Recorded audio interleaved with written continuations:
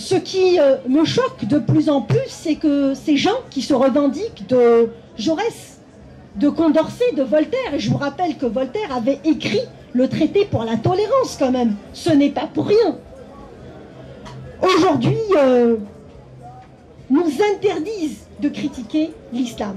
Or, la critique de l'islam est une condition sine qua non à l'émergence d'un courant rationaliste et de la laïcité dans les pays arabes et dans les pays musulmans. Mais derrière ce communautarisme, en fait, moi j'y vois du racisme. Parce que forcément, ce qu'on accepte pour un occidental, on ne l'accepte pas pour quelqu'un qui est né ailleurs. Et bien cela, ça s'appelle une discrimination. Cela, pour moi, ça s'appelle du racisme.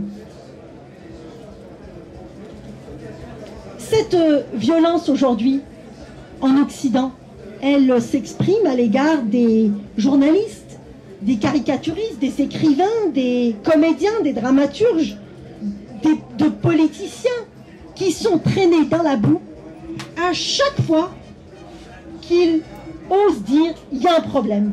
Il y a un problème, il y a une partie de la population qui est instrumentalisée. On instrumentalise les mosquées, on instrumentalise l'immigration, et qu'il y a réellement un sérieux problème.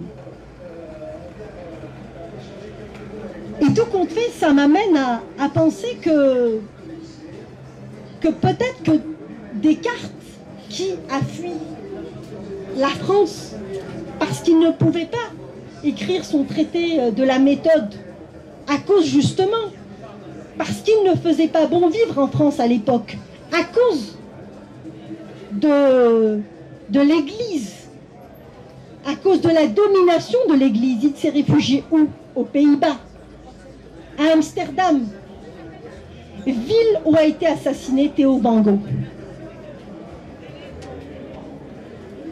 Eh bien, je ne pense pas que Descartes aurait pu écrire ce qu'il a écrit, voilà 3 siècles, aujourd'hui même. Puisque Theo van Gogh, ben, il a été poignardé en pleine ville d'Amsterdam. Alors moi, je revendique, moi autant que femme de culture musulmane, je revendique le droit aussi de critiquer l'islam. Et je revendique aussi le droit de dénoncer toutes les exactions commises au nom de l'islam. Je revendique le droit de dénoncer le voile islamique, de dénoncer la burqa, de dénoncer la répression qui s'exerce à l'égard des démocrates, des laïcs, des féministes dans les pays arabes et dans les pays musulmans. Et non seulement je revendique le droit de le faire, mais j'estime que c'est ma responsabilité de le faire, car c'est ce que les laïcs dans cette région du monde attendent de nous, que nous n'ayons pas peur de le faire, parce qu'eux n'ont pas peur de le faire.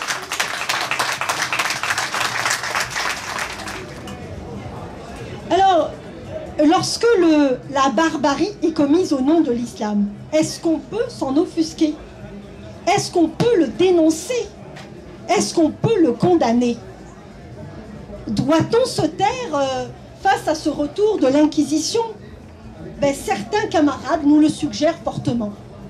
Ils nous le disent. Que nous les mettons dans la gêne. Ben, eux aussi nous mettent dans la gêne.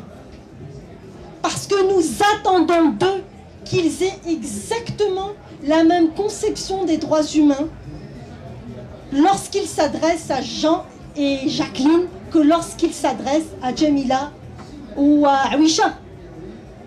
Nous attendons d'eux qu'ils défendent une conception universaliste des droits humains, comme ils le font, comme ils l'ont fait pour les camarades chiliens, comme ils l'ont fait pour les camarades en Afrique du Sud, comme ils l'ont fait contre les dictatures militaires en Amérique latine. Nous estimons que c'est de leur devoir de continuer à le faire aujourd'hui.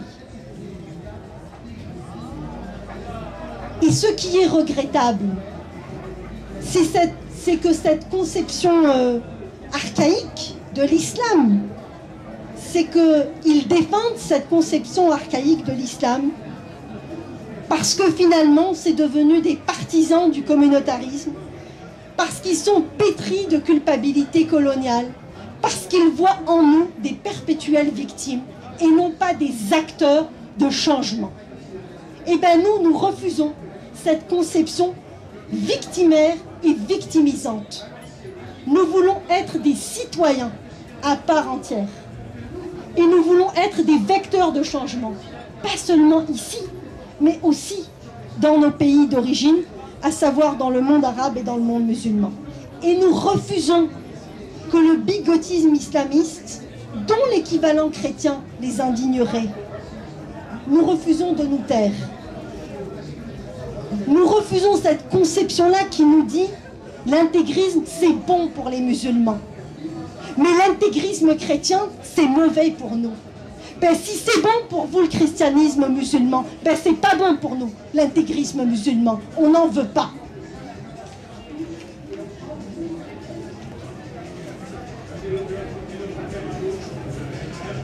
Alors c'est pourquoi on attend des camarades français notamment qu'ils défendent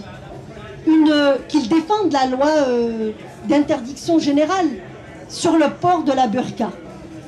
Parce que nous estimons que c'est pas qu'on pense qu'une loi règle tout.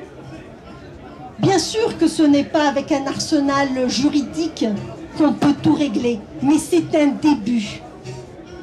C'est se mettre sur la voie.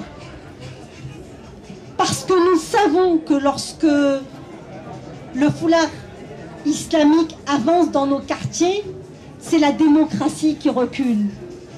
Dans nos quartiers et aussi dans différentes régions du monde. Donc, je pense qu'aujourd'hui, nous avons donc ce devoir, cette obligation de porter cette voix, celle des laïcs, celle des démocrates et celle des féministes, là où on peut, avec nos élus, avec nos amis, dans tous les milieux, dans nos milieux professionnels,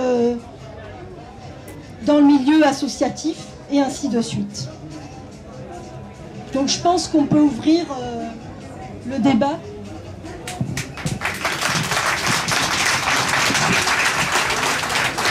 Merci Jamila.